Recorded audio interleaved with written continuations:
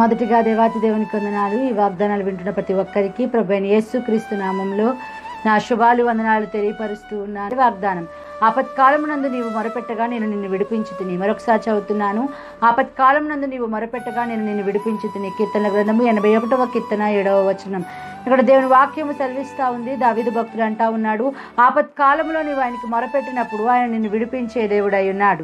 ఖచ్చితంగా నువ్వు ఎప్పుడైతే నీకు ఆపత్కాలంలో నీకు శ్రమ కలిగినప్పుడు ప్రభు దగ్గర మొరపెడతావో ఆయన నిన్ను ఆ సమస్య నుంచి విడిపించడానికి సిద్ధంగా ఉన్నాడు. కనుక నీ కష్టము కలిగినప్పుడు, బాధ కలిగినప్పుడు ప్రభు దగ్గర మొరపెడదాం.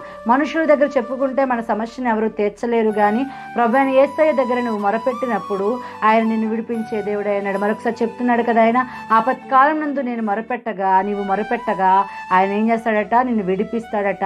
నీ సమస్యల నుండి తప్పించే దేవుడై ఉన్నాడు, నిన్ను విడిపించే దేవుడై ఉన్నాడు, నిన్ను కనికరించే దేవుడై ఉన్నాడు. కనుక అలా మనల్ని సమస్యల్లోంచి తప్పించేవారు ఈ రోజుల్లో లేరు, మన బాధల్లోంచి మన ఒడ్డుకు చేర్చేవారు లేరు. కానీ యేసయ్యను నువ్వు ఎప్పుడైతే మొరపెట్టి వేడుకుంటావో ఖచ్చితంగా ఆయన నిన్ను విడిపించే దేవుడు. మనుషులైతే మనం ఎంత బ్రతిములాడుకోండి, ఎంత వారిని కాకాపట్టిన వారు ఏం చేస్తారు తెలుసండి? మన కష్టం కలిగినప్పుడు వారు మనల్ని విడిచి దూరంగా వెళ్ళిపోతారు.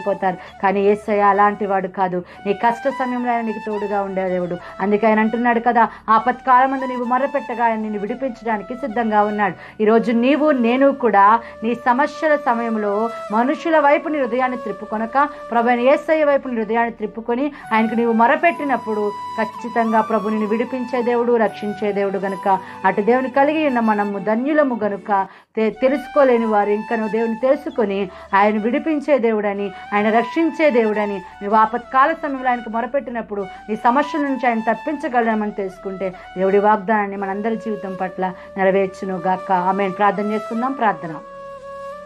పరిశుద్ధుడు, ప్రేమమయుడు, మా ప్రియ పరలోకపు తండ్రి, యేసుని ఘనమైన అతి శ్రేష్టమైన నామానికి వందనాలయ్యా. అద్భుతకరుడా, ఆశ్చర్యకరుడా, ఆలోచనకర్త, నిత్యుడగు తండ్రి, సర్వ సృష్టికర్త, సకల ఆశీర్వాదములకు కారణభూతుడానికి వందనాలు.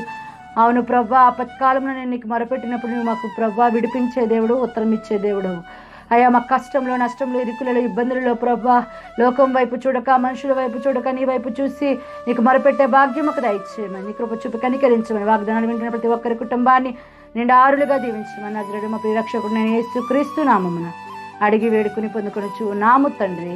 ఆమేన్. ఆమేన్. Praise the lord.